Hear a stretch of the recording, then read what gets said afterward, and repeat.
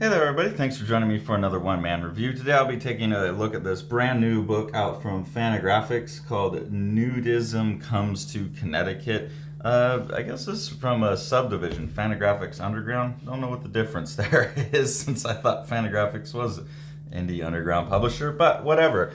This is Nudism Comes to Connecticut by Susan Schade, I'm going to say Schade, and John Buehler, who are a couple, it seems like, or at least a creative partnership that's most well known for selling millions of copies of popular children's books, and has now decided to do an underground comic with Fantagraphics about Susan Schade's family property, which used to be a nudist colony.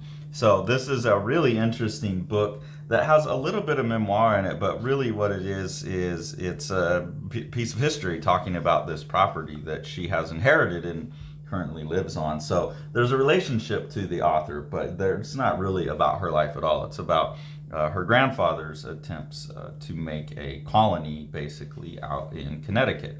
So I found this to be a really, really interesting book. It came like basically I finished reading it and then come make this video. And during the last couple weeks leading up to me reading this book, Tori and I have been negotiating, trying to put an offer in on a house in 100 acres here in Alabama.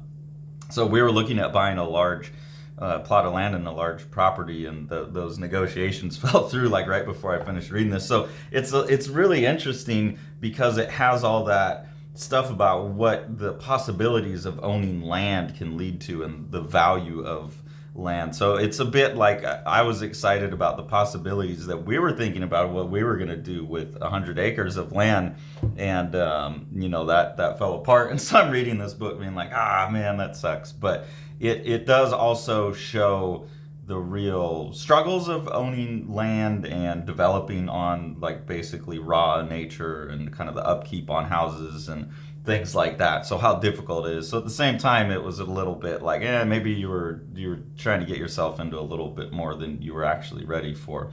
So I feel like this is, again, like with a lot of my reading, just kind of perfectly timed to what's going on in my life, and so it makes the book land really well. But here you get this idea of the value of land showed really early. And you have what's going on here is that in 1931, with the stock market crash, her grandfather, Frank Mallet, realized that he didn't have to freak out too bad, that his land was greater than the sum of his debts. So if he could leverage the land and make money from the land, then the debts were no big deal. So he decided to turn the land into a colony for sun and air bathing, but basically a nudist colony. And so that's what the book is. It's a history of the exploration of nudism. It's a history of the land itself. It's a history of how her grandfather came to turn it into a nudist colony, a bit of a history about him and his own personal life. And it's just really, really rich book in a lot of regards. So here you see it says almost 80 years later, Frank's daughters are still trying to make the property pay for itself.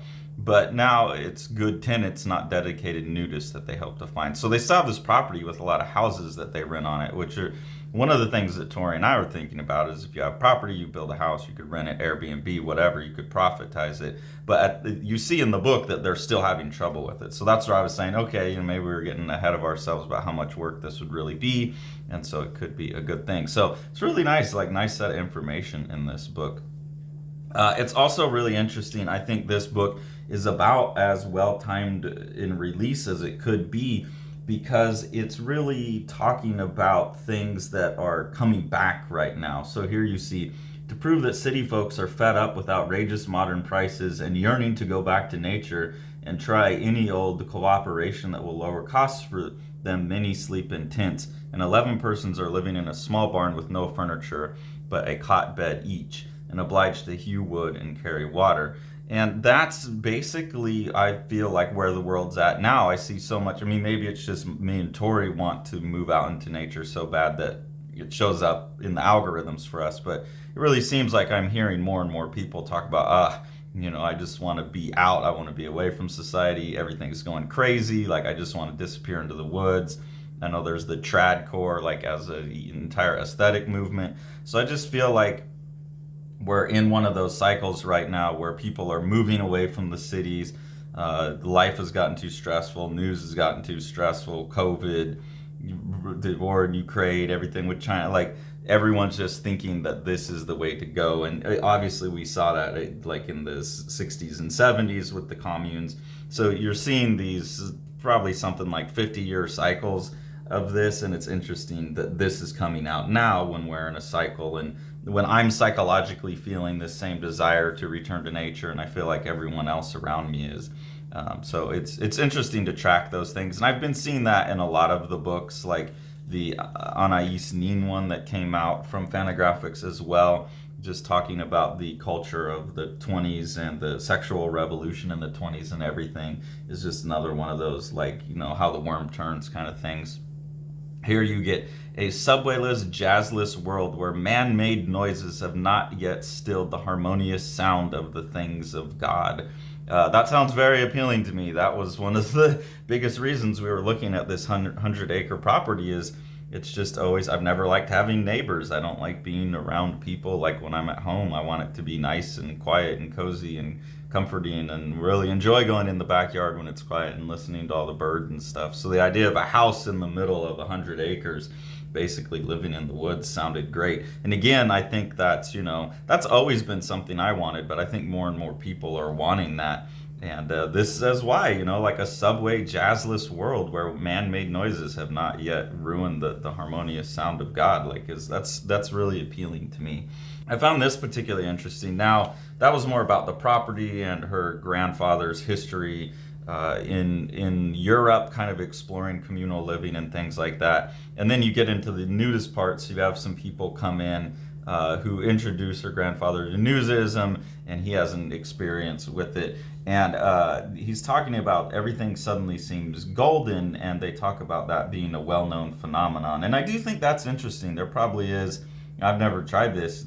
We definitely would have if we would have got a 100-acre property, but just running around in nature naked, like, I don't know what the scientific impact of the body, like more breeze, more absorption of minerals, your feet on the ground absorbing minerals, vitamin D. So it's interesting, especially if it is a well-known phenomenon. Also, I've watched a number of interviews with people who live in nudist colonies on the YouTube channel Soft White Underbelly, which I really enjoyed for a while. It was a channel that kind of explores the odd, like, wrinkles in American society, and the guy interviewed a lot of nudist colonies, and it was really weird how they always seemed like the happiest people. So there does seem to be something about it that's happy to people.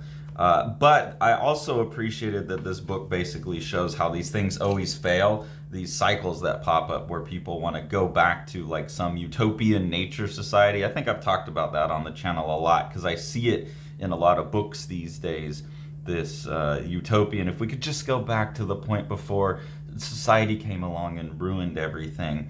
And this book records the fact that we learn every time this cycle comes back around, whether it be in the 20s and 30s or the 60s and 70s, that there is no, like, primal state of utopia. There is no place where you can live completely polyamorously with no one getting jealous and having problems and all that stuff. And they talk about here, it's that, we're coming in and things are going wrong and things are falling apart. It's too bad. We all had such good intentions.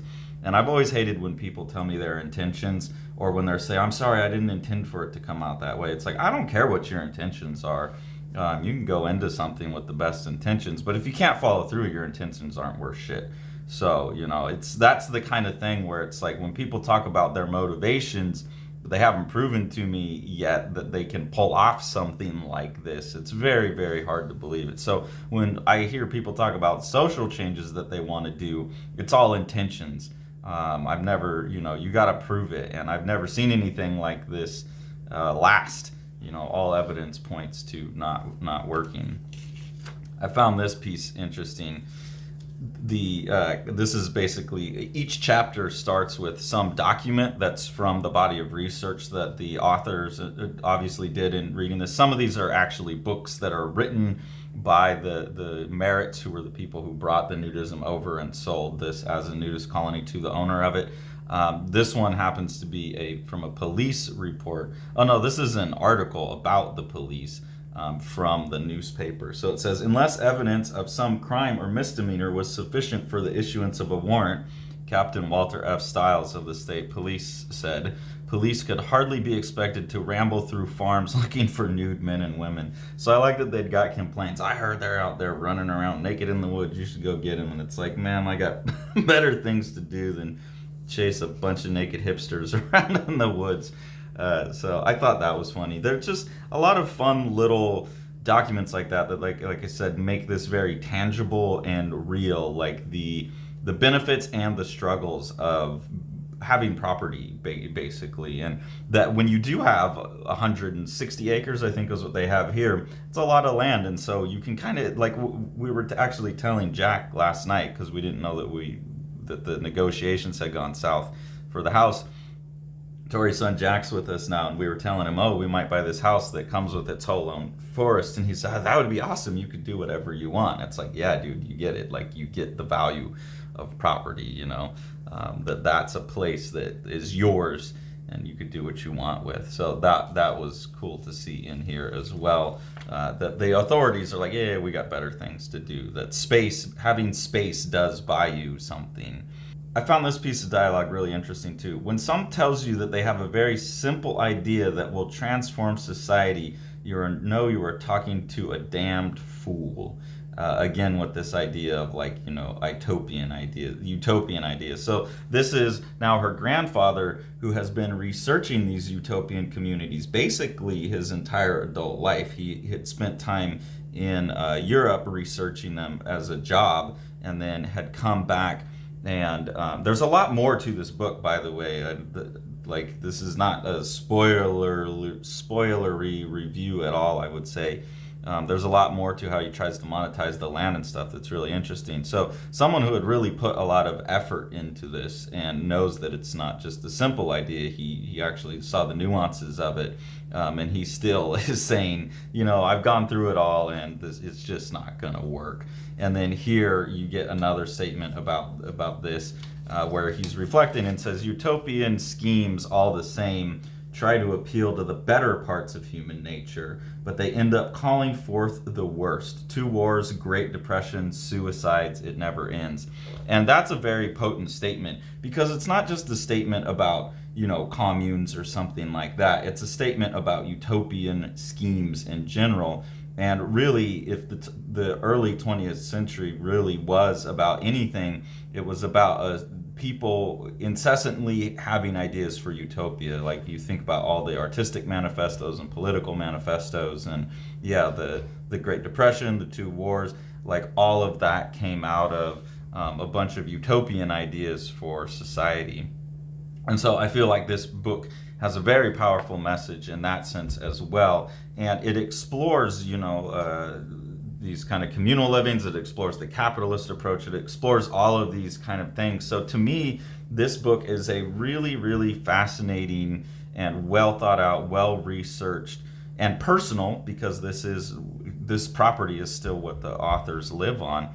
This is a very, I think, potent statement about the 100 years that have preceded us, and we are heading into the next 100 years in the cycle. We're obviously kind of at the same place emotively as a society that we were at this point in the cycle, and a lot of the same utopianism, a lot of the same kind of socialism versus consumerism, and all of the same clashes are coming up. And it's very obvious that none of that worked out in the last 100 years is not going to work out now. And to see someone kind of lay out all of the aspects of it, but not really trying to provide any answers or anything, I think is just really valuable. So not only is this book completely fascinating, but I think it's just a really, really valuable, necessary, pertinent, timely statement on the world, the last 100 years, and where we're going in the next 100 years, coming out of the crazy, however long, 20 some odd years since 9/11, that it's just been one thing after another. But especially the last 3 years since COVID, I think this book is this is the perfect time for it. So I couldn't be more enthusiastic about this book. I think it's a really, really great book that everyone should read. And like I said, get it now. It just came out, and it's extremely timely. Really, really fun, really interesting, really informative book. And then also, like, really cool that these people who have spent their life working on kids books, I think they said they've released over 60 kids books. Yeah, they've done over 60 kids books with over 5 million copies in print. The fact that they just went and did this as a passion project is pretty cool as well. I will say about the art that you can see in the art that the art is like what I call functional cartooning. It's all great. It tells the story great, but you're never like wowed at any moment. There's never composition or picture or any rendering or anything that you go wow at. But that's fine because it's a communicative book, so it communicates very perfectly clearly. And it's interesting to see someone who was in the kids book lane come to something that's obviously much more serious and adult and not for kids, and pull it off perfectly and make a great book. So awesome book. Definitely go get it if you can. If you enjoy what we're doing here on the channel and you want to support us, there's 2 ways to do that. The first way is through our Patreon. We have 2 different tiers of engagement on the Patreon. At the first tier, you just get early access to the videos we make. At the second tier, you get exclusive previews of the books that Sean and I are working on, our process on those, as well as the ability to participate in our ongoing webcomic experiment, Pranede. And any of the money that we get from the Patreon just goes back into buying the books that we review, so that just put the money back into the community and keep this whole thing rolling. So if you want to support Living the Line itself, money that sticks with us and supports the mission of Living the Line, and then what you would want to do is support what Sean's doing with Living the Line Publishing. So we'll go ahead and take a look at one of Sean's projects now. The Eisner nominated The Strange Death of Alex Raymond by Dave Sim and myself. This is a gorgeously illustrated and designed book. Dave doing most of the illustration. Amazing compositions throughout. What Dave is doing is he's recording his obsession with the death of master cartoonist Alex Raymond behind the wheel of Stan Drake's car when they got into a car crash. The best description of the book that I've heard is that it's like understanding comics with pages like this, mixed with something like From Hell when you get into the theories about, you know, what actually happened with the car crash. And then with Sean on production, it's just one of the most gorgeously printed books you could get a hold of.